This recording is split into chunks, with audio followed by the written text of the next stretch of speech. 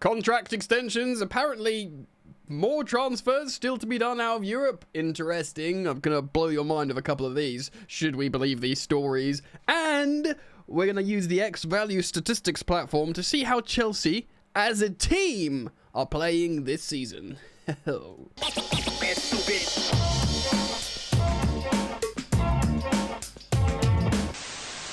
Yes, friends, welcome back to the channel Football Therapy with me, your host, Jan. I hope you're doing well, mate. Genuinely do hope that. I'm getting some new gear coming in later. I was hoping it would be ready for this video, but it'll be for the next video and beyond. A couple of things. I'm going to get a new Elgato arm. This is a great microphone arm, but it should be an arm that goes up. So therefore, maybe less. You get to see more of my beautiful face. And interactions? You know what I mean. Also, I'm getting a stream deck so I can trigger different things more. Make it a little bit more interactive. That will be fun.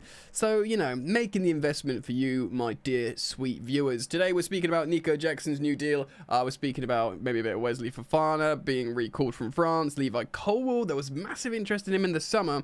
He's not going anywhere. And indeed, there's some aggregated Chelsea transfer news from @AbsoluteChelsea on X about players that could still be sold. Of course, the certain other transfer windows haven't closed yet. So we'll speak about that as well.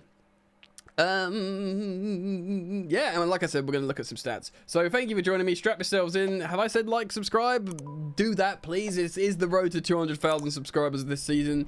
It'll be a great landmark for us to reach together, for you OG subscribers out there, members of the GOAT Gang, etc. Let's get into it.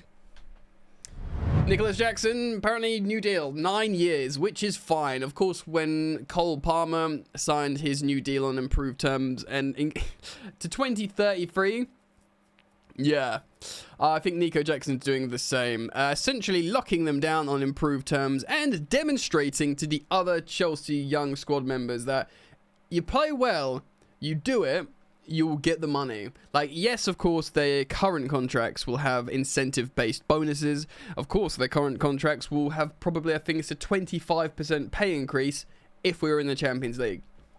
This is just an intelligent way of running a football club.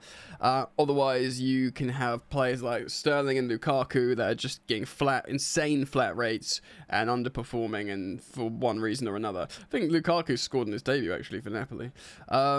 Good for him. Go and enjoy your footballing life, mate. Do you know what I mean? Also, Exhibit B would be Manchester United for the last decade, just buying players, giving them high wages, and watching them underperform. So I'm you guys know me, I'm big on incentive-based contracts. Osimhen, look, the transfer window closed. There was the epic story of Osimhen going into the dying embers of the final hours of deadline day. Chelsea tried so people of different inclinations. Some people will be like, it's just a briefing to protect. If you have an agenda against the ownership and sporting directors, you'll just see it as briefing. If you are defending the owners and the sporting directors, you'll be like, okay, they did the right thing, this is intelligent work, whatever. I'm gonna, to be honest, I don't really care. It would have been nice to sign Osimhen, but not for unreasonable terms. So I'm kind of in the middle, really. But apparently they tried 6 or 7 different presentations to him to try and get him to agree to a structure that would allow Chelsea to move around in financial fair play and profit and sustainability rules. Of course, we've heard from Ben Jacobs on the London is Blue. We've heard from the boys from The Athletic. Chelsea believe they are safe in PSR. Of course, everyone in world media is like, they're cheating. How can they just do this? Chelsea have generated a lot of revenue through player trading. That's clearly it was a big thing under Abramovich with Marina Granovskaya. It remains a big thing now. But so generating a lot of revenue through sales, but also just being very mindful of where we are structurally and financially. So the reports, and believe who you want, mate, do you know what I mean, was suggesting that Chelsea thought they could even sign Osimhen and still be within PSR rules, financial fair play rules, not breaching rules, if they structured it in a way that worked for them. And they tried several different ways to present to Osimhen. Now, the interesting thing with Osimhen is he is not being registered for Napoli's squad. It is wild to play in Serie A, the league this season domestically. He's got to go in January, maybe to Chelsea. Maybe 6 months not playing football, he'll be like, either he'll fully chase the bag and go Saudi, or maybe he'll move his move his lower his sort of wage demands essentially, or at least allow them to be a structured wage structure. I can't speak English now. It is crazy that he's not playing football, I must say. It's a disaster for Napoli, to reiterate. They gave him this new massive contract with massive salary, which, by the way, is why we didn't sign him, because we couldn't give him that flat salary, like as a base salary. They don't want to pay him that either, by the way. Napoli gave him that with knowing they can't pay it, or they don't want to pay it, they can't pay it, because he was going. Conte knew he was going, they knew he was going, Osimhen knew he was going. So they were like, yeah, just have this big wage for like a couple of months, and then whoever buys you in the summer for what will be a good deal for them, they'll just have to pick it up. And then no one picked it up. Saudi offered, but apparently Saudi withdrew or something. PSG pulled out. Chelsea were willing to take him and willing to pay a significant transfer fee, but they couldn't pay those flat big wages. They wanted it to be more incentive based and structured so he could earn up to that wage, rather than it being, like I said, a Lukaku or Sterling situation. Look, again, people will have their opinions and they're entitled to them, and of course they'll watch situations of us creating 5 big chances against Crystal Palace and not taking them, and some people will say, if Osimhen's in there, we score them. Well, maybe we do, maybe we don't, who knows. Still, again, my position on Osimhen is kind of the same. I'd be happy to sign him if it works for everyone. If not, whatever. We need to get another striker, though, I'd say, defo. I'd be very interested to see if Joao Felix can be trained as a centre-forward in Maresca's system, because it would be nice for him to get more minutes as well. But we just need time. We just need time. And, of course, at the end of this video, we are going to look at Chelsea's numbers more generally. Right, so Chelsea news, firstly. Wesley Fofana, I believe, has been recalled from France international squad, which is kind of sad, really, because it's the first time he's been called back up. Just on that, let's see if I can quickly cite some stuff from there. Okay, I can't find the thing I was looking at, but it's to do with making sure he doesn't have a recurring injury. Of course, he was out for a year, wasn't able to play with Chelsea, maybe even over a year, long time, and they've finally got him back, and they've got him back to the point where he looks like he's being integrated intelligently. I imagine the new Chelsea team, I think we got a whole new friggin' department, have built a rehabilitation or a thing for him where they make sure he doesn't get the injury again. I mean, we need to dedicate that whole department to Reece James's hamstring, but yeah, I'm very pleased they can do it with Wesley Fofana. Maybe there's this idea of, the France national team, medical team, going to understand that, they probably want him to be playing for a few more months and feeling safer before he goes. I feel bad for him because, Wesley Fofana is amazing and he'll want to play for his country and stuff. Anyway, speaking of our other centre-back, Levi Colwill, Kieran Gill of the Daily Mail has reported that actually big clubs, or a big club, came in for Levi Colwill in the summer, and Chelsea immediately waved them away. So in this narrative that Chelsea will sell all their academy prospects no matter what, especially if they're worth a lot of money for pure profit, they've been very firm on Levi Colwill, of course Reece James as well, although injuries, of course, their own problems.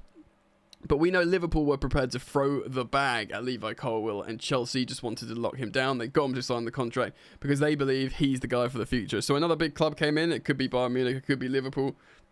Heck, it could be any big club. Levi Colwill is recognised in the game as a titanic talent at such a young age. Comfortable playing down the left a little bit more, essentially. He's a good passer. He's got leadership qualities and great fitness and all this kind of stuff. So it doesn't surprise me, and you guys many of you will watch me quite a lot.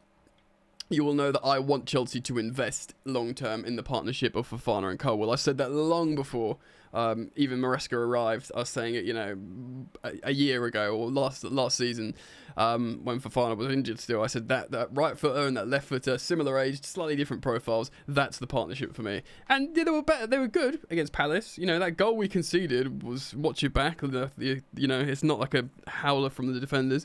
I think they're a really, really excellent partnership. Yes, sorry, I've got the statement here from the France national team on Wesley Fofana. After an exchange with the national coach, Wesley Fofana will finally remain at the disposal of his club. So this is a translation, so it might sound a bit strange. To take advantage of the international truce to follow care protocol linked with the injuries he had. Yeah, so basically they've discussed France national team and Chelsea and said, look, we want him to make sure he's going to be available for the France national team properly going forwards. We've got this, rehabilitation system for him. We would prefer him to stay here. All right, let's talk about transfers then.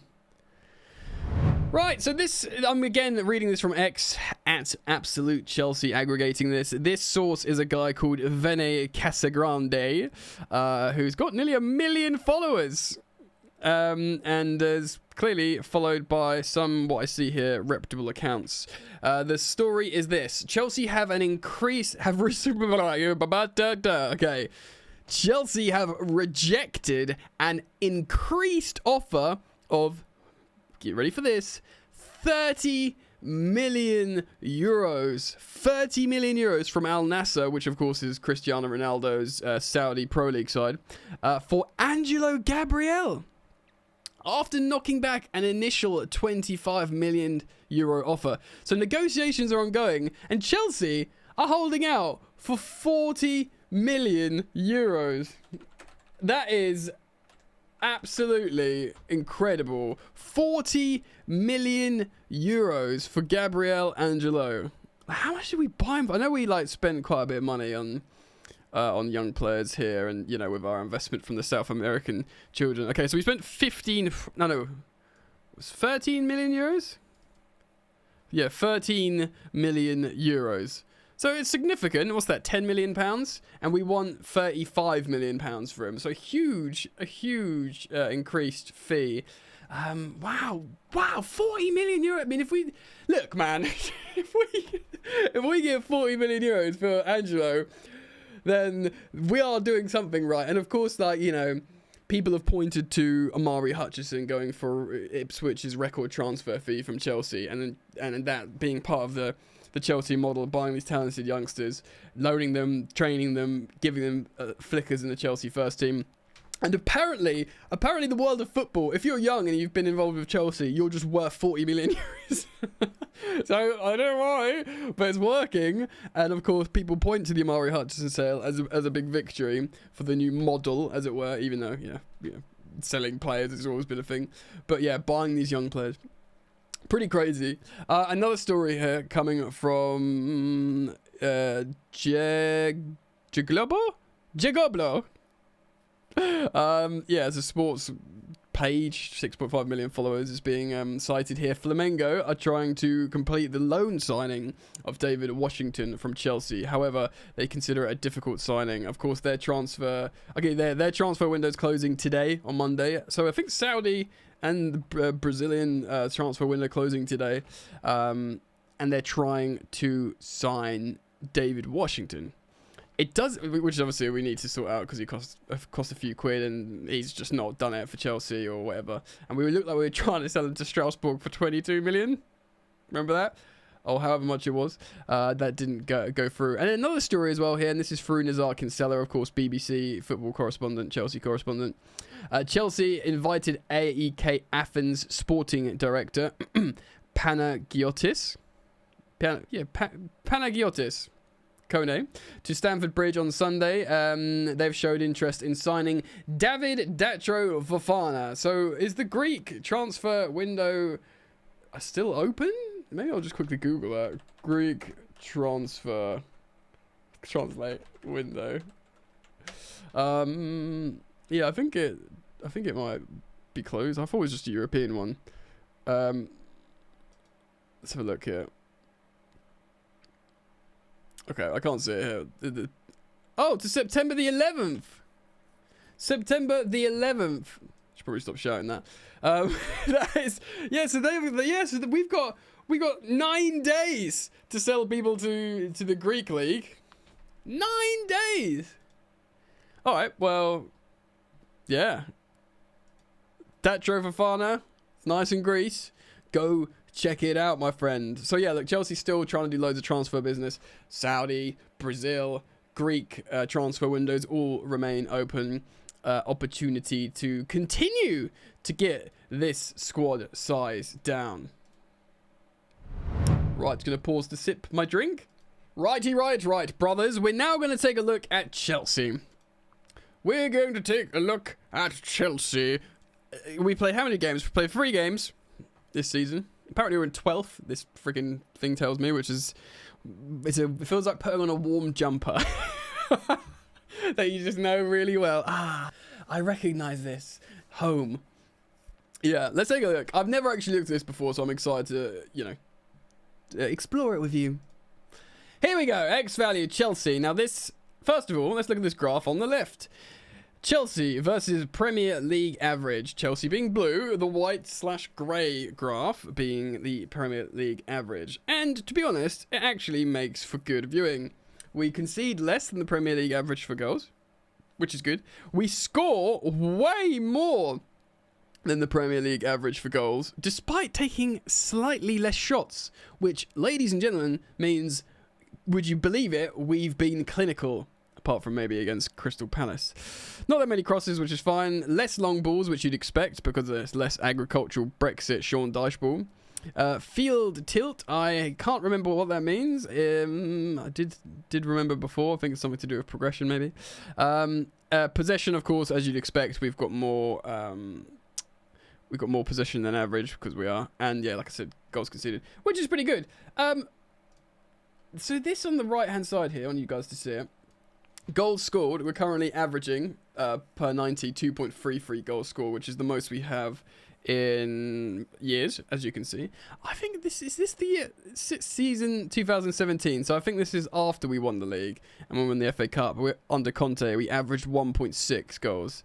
Of course, this is the Graham Potter, 1 goal when we scored 38 goals in 38 league games. Obviously, we scored much more with Maurizio Pochettino. And at the moment, we're scoring loads of goals. Of course, that's heavily inflated by the 6 goals scored away at Wolves. So you think that would come down, hopefully, to similar under Pochettino, 2 goals per game. That's what I'd like to average as Chelsea. But I'd like us to not concede anywhere near as many goals as we did under Poch. All right, let's take a look more here. Okay, so this is some stats. This is interesting, right? Here we go. So this is Chelsea as a whole. Non-penalty XG, slightly more than the average. Yeah, per 90. XG per shots average, that's fine. Counters, we seem to be very, very high. Cutbacks, unsurprisingly, higher than the average because that's what Maresca's wanting. Surprised there were even that many crosses, to be honest, and unsurprising through balls. So a lot of really promising attacking stats here. I'd like to see those dribbles go up on the right-hand side there because we've got Neto, Madueke, Palmer, you know, Felix, and even Jackson can dribble a bit, and Mudryk in theory can dribble. And Lavia can dribble, though I want to see those dribble numbers go up. So yes, goalkeeping, not long balls, as you'd expect. We play short. And yeah, forward passes, lower on forward passes in the build-up phase.